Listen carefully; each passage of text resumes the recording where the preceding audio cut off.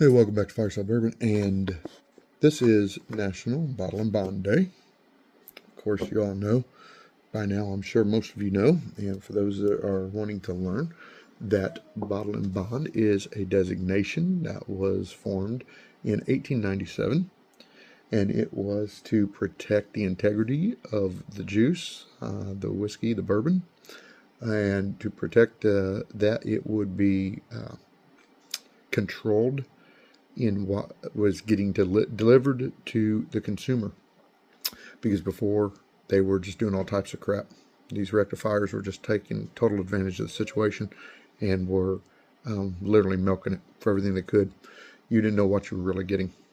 You probably were not getting any type of whiskey at all by the time they got done with it. But they set some requirements up, and these requirements included things like being distilled in one season, being distilled in one distillery, being bottled at 100 proof, and being aged for a minimum of 4 years. Also having it done in a government bonded warehouse so that there would be some checks and balances to protect the juice and the integrity thereof. And today we enjoy it. We enjoy our Bottle and Bond, or BiB. You'll see it abbreviated a lot of times that way, at 100 proof, and we have a number of different offerings. I've pulled a few out just to show you.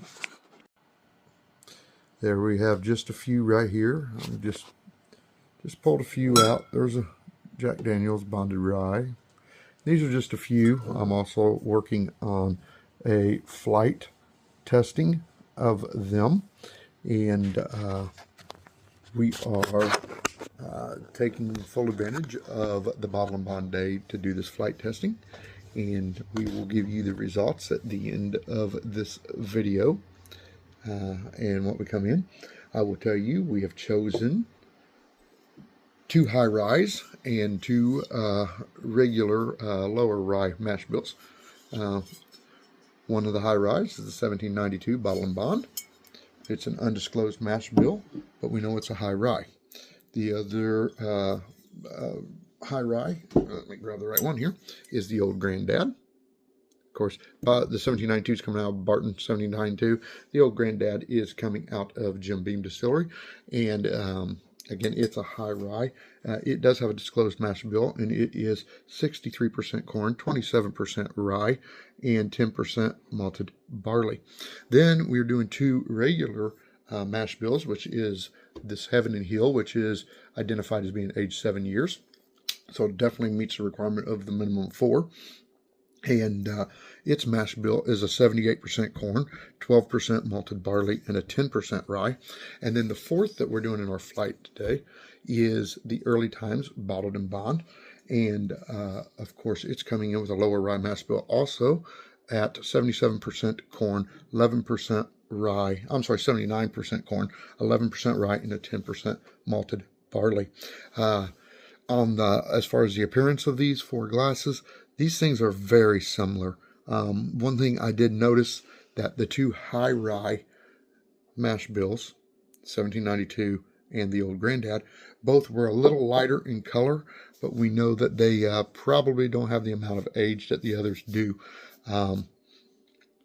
Even though Early Times does have on here 4 years, they say at least 4 years. So we assume that it has been, and by the coloring, we assume it has been aged a little longer. We know that these 2 are real similar. This is the Heaven Hill, and this is the Early Times. And actually, the Heaven Hill is just a touch lighter than the Early Times.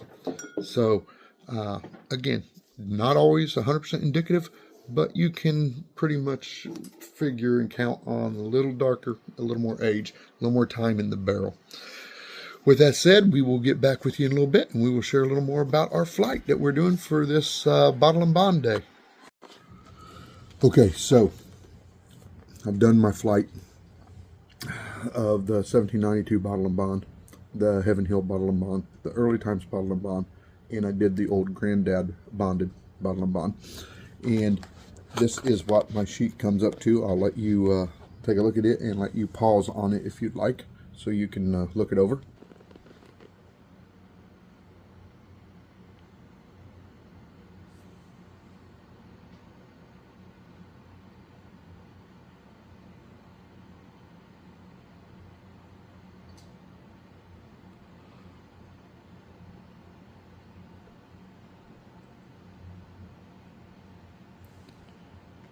Okay, so here's where they fall out for me. After doing this, I was pleasantly surprised how it came out. But my number one out of this flight of 4 is going to be the Early Times Bottle and Bond. I just enjoyed that cereal, citrusy floral note that I get. A lot of fruit, butterscotch, some almond, a little bit of leather in there. I really enjoy it. My second is going to be the Old Granddad, and which is shocking because if you look back at my paper, I got some harsh notes out of there. I got the burnt rubber, I got some bitter oak, but I also got some good things. I got some cinnamon, I got some, and I don't want to say those are bad. They're not bad. They're off notes. But there's cinnamon. I got the apricot. I got the nice black pepper, and of course the peanut was nice. My third would be the 1792 Bottle and Bond, which I enjoyed getting the caramel apple, the vanilla, the cotton candy, and really it's more of a like an apple cotton candy for me. And then the black peanut butter and cinnamon came out, and I was really surprised because I think in my mind, I mean, you can see how I hit this bottle. I think in my mind all the time, I love this one so much more than these others.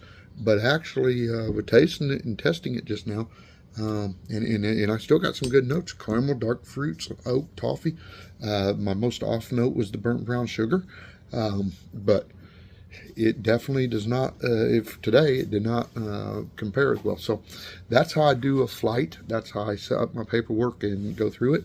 And then I have all my little cards with my different notes and stuff. Instead of a flavor wheel, I actually use cards I've got laid out, and I go back and forth with them. It takes me a while to do this, but if you get to do one, it's a lot of fun and it's very enjoyable. And today is Bottle and Bond Day, and today is the day we want to focus on the Bottle and Bonds, and we just did. I hope you enjoyed it, and let me know what you're doing for Bottle and Bond Day. Folks, I don't know about you all, but I'm just here for a damn good Bottle and Bond whiskey.